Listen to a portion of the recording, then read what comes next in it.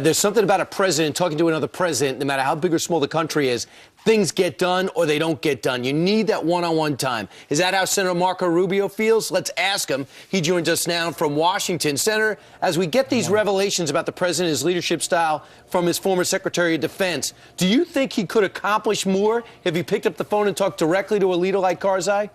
Well, first, thank you for having me on, and Happy New Year to everybody. Look, I think it's revealing because I think it gives us a lot of insight into why this White House lacks a strategic foreign policy and a clear view of what they're trying to accomplish. And particularly damning was this notion that the president didn't see Afghanistan as his war and really was just looking for a way out of it, didn't even believe in his own strategy. And I think that's reflected, quite frankly, in the results that we've gotten out of this. As far as not talking to President Karzai, look, I'm not telling you that President Karzai is the easiest person to work with here, and I think that they're making some unreasonable requests on the Afghan side from President Karzai. That being said, I do think it's concerning that the president has not engaged personally more often on an issue of such magnitude.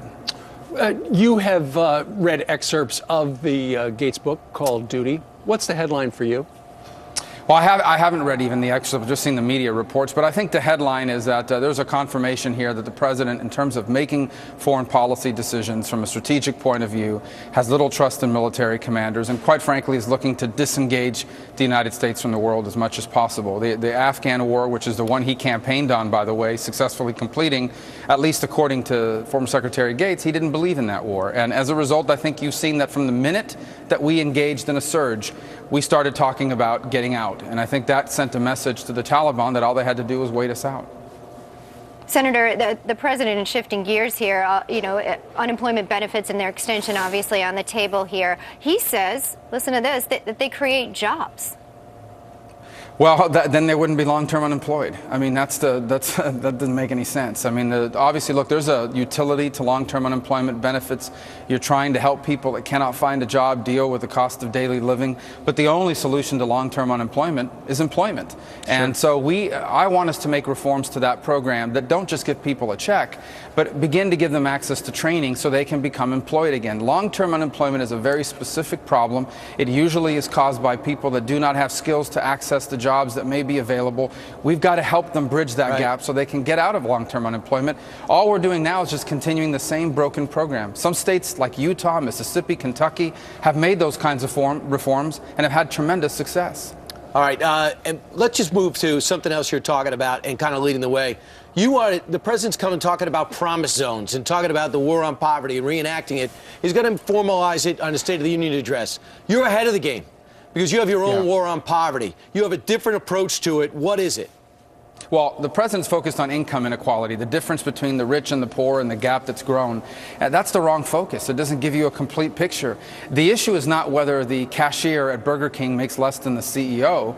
The issue is whether that cashier gets stuck being a cashier for 5, 10, 15, 20 years and can't move up. And that's what we should be focused on, the fact that many people are not getting ahead. And there's a lot of different factors behind that. And my proposal is this. The current government programs that are designed to address poverty, they help alleviate some of the pain of poverty, but they do not help people emerge from it. They do not help people rise above it. We have got to deal with that, and with opportunity inequality, not just income inequality. The president's got the wrong focus. So in my mind, we should turn these programs over to states so that they can come up with innovations about how to deal with this. That's really where I think we're going to get the innovations, like we did with welfare reform in the 90s. Yeah.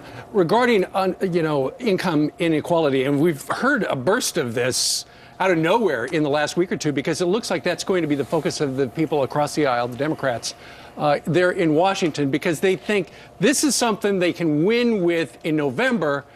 Meanwhile, your side says, let's keep reminding people about Obamacare. This has been a gigantic mess, and they should be held accountable. Is that accurate?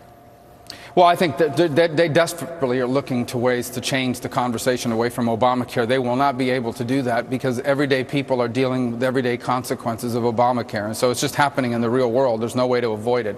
I do think the issue of opportunity inequality is a real issue in America, and it's something we need to gap. Income inequality maybe give us an opportunity to talk about what the real problem is. But if the president's proposal for dealing with this problem is raising the minimum wage and taxing rich people, that's a solution to what he called the defining issue of our time. That's not a solution. That's the same tired, stale rhetoric and policies that have failed for 50 years. And you have something out there, and it's in detail, and it's out on your website to talk about the conservative approach to poverty and inequality. Thanks so much, Senator, for joining us this morning. Thank you, Senator. Thank you.